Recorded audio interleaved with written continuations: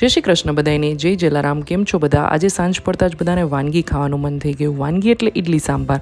અમારા ઘરમાં બહુ જ બને સાઉથ ઇન્ડિયન, એટલે હું ઓલવેઝ ઘરમાં દાળિયાની દાળ અને ટોપરું તો રાખું જ.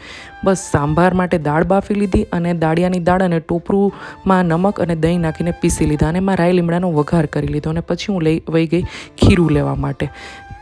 દાળ બફાઈ ગયું એટલે સાંભાર બનાવતા બહુ વાર ન લાગે. અને એમાંય અમારા ઘરમાં દૂધીને સરગવાની સિંગવાળો સાંભાર કોઈને ભાવતો નથી, એટલે રાઈ લીમડો મૂકીને ડુંગળી ટમેટા વઘાર લીધા અને એમાં દાળ નાખી દીધી અને બેઝિક મસાલા, જરાક એવી ગળાશ અને ફૂલ ખટાશ અને વ્યવસ્થિત એવો સાંભાર મસાલો, કારણ કે સાંભાર મસાલો થોડોક વધારે હોય ને તો બહાર જેવો સરસ ટેસ્ટ આવે. અને પછી જે હું ખીરું લઈ એવી એમાં નમક અને સાજીના ફૂલ એડ કરી દીધા અને ઢોકળિયામાં જ ઇડલી ઉતારી લીધી, કારણ કે ઇન્સ્ટન્ટ પાર્ટ બન્યો હતો એટલે મને પણ ઢોકળિયું કાઢવાનો બહુ કંટાળો આવ્યો. બસ જો આવી રીતે બની ગયા ઇડલી સાંભાર. તમને ભાવે કે નહીં ઇડલી સાંભાર, અને તમારા ઘરે ઇન્સ્ટન્ટ પ્લાન બને ત્યારે શું બને છે એ મને જરૂરથી કહેજો. આવજો.